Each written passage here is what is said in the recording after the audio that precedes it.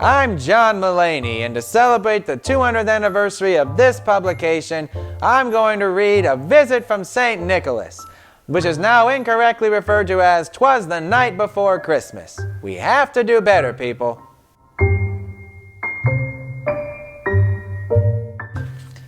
Twas the night before Christmas, when all through the house not a creature was stirring, not even a mouse. That's how you can tell this was 200 years ago, because nowadays no one can afford a house. The stockings were hung by the chimney with care, in hopes that St. Nicholas soon would be there. The children were nestled all snug in their beds, while visions of sugar plums danced in their heads. Nowadays they'd all probably have visions of Snickers or Bluey, and they'd all probably be blurry because of unregulated screen time. And Mama in her kerchief and I in my cap had just settled our brains for a long winter's nap. Is this woman wearing nothing but a handkerchief? Now that's a Christmas present, and I'm pretty sure you're going to sleep, my man, not a nap. A nap and sleep are definitely different things. When out on the lawn there arose such a clatter, I sprang from my bed to see what was the matter. If this happened in the right place today, Santa would certainly have a bullet in his brain.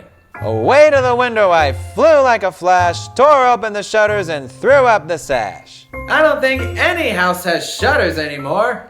And what the hell does he mean by a sash? Did the window win Miss Universe? The moon on the breast of the new fallen snow gave a luster of midday to objects below. That's some beautiful imagery, but there's no way that the moon would be so bright that it would make him think it's the middle of the day. Maybe this guy is taking a nap and he thinks it's night. When what to my wandering eyes should appear but a miniature sleigh and 8 tiny reindeer. If Santa were to visit every Christian child in the world, he certainly wouldn't have a miniature sleigh. Must have been easy in 1823 when there was no such thing as a baby boom. With a little old driver so lively and quick, I knew in a moment it must be St. Nick. There's no way someone as girthy as Santa would be described as quick, especially because the cocaine wasn't nearly as good as it is now. More rapid than eagles, his coursers they came, and he whistled and shouted and called them by name. Now Dasher, now Dancer, now Prancer and Vixen, on Comet, on Cupid, on Donner and Blitzen. Why are 4 of them on top of the other 4? This isn't the time for reindeer sex. Also, what kind of a name is Donner? Is Illumination producing some terrible animated reindeer version of The Godfather with a character called Donner Corleone? To the top of the porch, to the top of the wall. Now dash away, dash away, dash away all. The roof, Santa. The top of the wall is a roof. As leaves that before the wild hurricane fly, when they meet with an obstacle, mount to the sky. Hurricane season is between June 1st and November 1st, Santa. I think you're a little early. So up on the housetop the coursers they flew, with a sleigh full of toys and St. Nicholas too. And then in a twinkling I heard on the roof the prancing and pawing of each little hoof. And then they fell through it because it's 1823 and the roof was probably not strong enough to hold all of that weight. As I drew in my head and was turning around, down the chimney St. Nicholas came with a bound. At this point, I'm sure he's bound to have no cartilage left in his knees. He was dressed in all fur from his head to his foot, and his clothes were all tarnished with ashes and soot.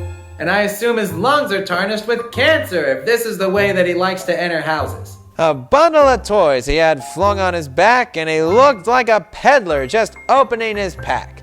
His eyes, how they twinkled, his dimples, how merry. His cheeks were like roses, his nose like a cherry. Okay, so this guy is definitely at least bi. His droll little mouth was drawn up like a bow, and the beard on his chin was as white as the snow. And he's really into bears. The stump of a pipe he held tight in his teeth, and the smoke, it encircled his head like a wreath. Again, lung cancer. He had a broad face and a little round belly that shook when he laughed like a bowl full of jelly. He was chubby and plump, a right jolly old elf, and I laughed when I saw him in spite of myself. Okay, now I'm just thinking that this guy is flat out gay and he's got a beard as long and white as Santa's in the form of his wife. Because this is 1823, and if he came out, he'd probably get tossed in a frozen river or something.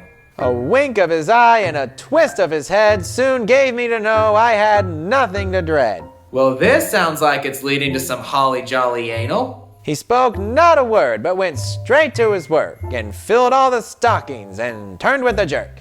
Is this guy watching Santa rub out his candy cane until he unloads his snowballs into their stockings? 'Cause that's the vibe I'm starting to get here.